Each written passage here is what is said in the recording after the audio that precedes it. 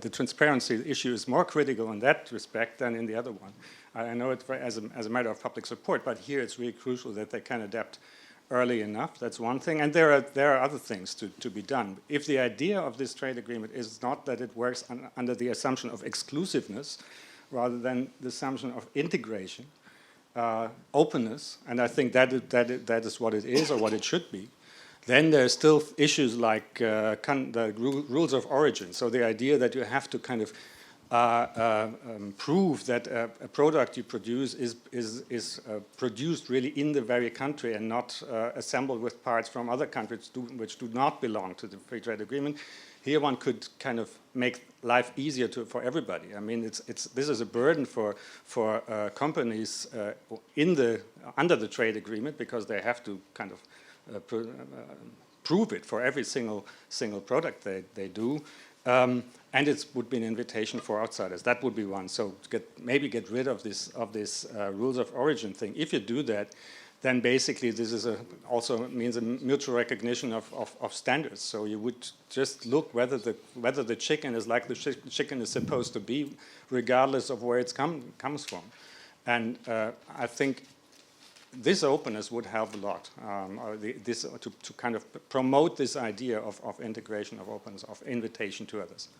Petra, with a short remark, maybe?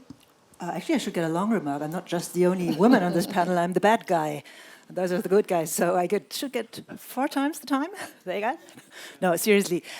You ask 3 economists, you get 4 answers about whether a deal is good and bad and for whom not. The German economics minister actually says TTIP, whoever says TTIP will lead to more growth is a voodoo economist. We all don't know what's in the deal and what's not in there. And in addition, what makes the whole thing even more complicated is good for whom? I mean, countries are no entities. It's not that it's good for Germany and it's good for every German. It's not that it's good for Europe and it's good for every European country. Probably Germany will be belonging to the winners because we have a strong economy, we have strong companies. But what about Greece? The Commission has actually never commissioned a study really going into those issues between the European countries and between the groups within the countries. The US does this every once in a while because with NAFTA they have the experience that workers were laid off and they got compensation for it. But I think when you want to understand why people are against trade agreements, then it's because they fear they might belong to the losers. And I mean, you have to admit there can't be only winners. There will be losers as well. And concerning the third world, the so-called former third world, the countries in Africa and in Asia and TTIP, one of the arguments that I hear quite often in Berlin, we are not at all asked. When the US and the EU do this deal, they don't even talk with us. They don't consult. And I think this is an issue. This is a problem for the rest of the world.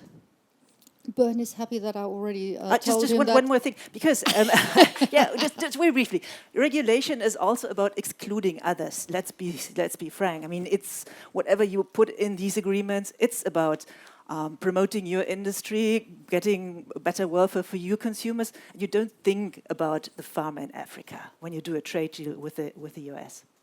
Thank you, Joe. Don't let me irritate you. I was just sort of proceeding. You first.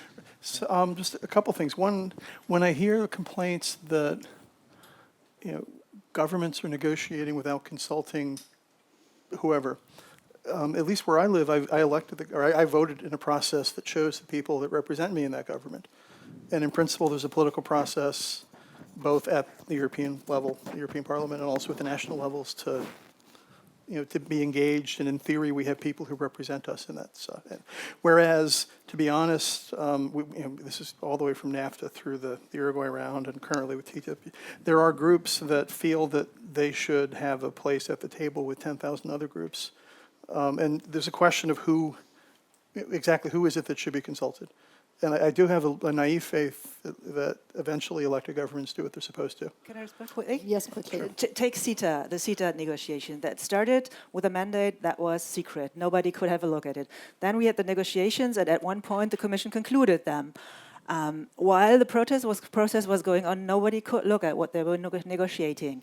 When the process was over, the Commission said, now the text is there, you can't change anything, whether you like it or not.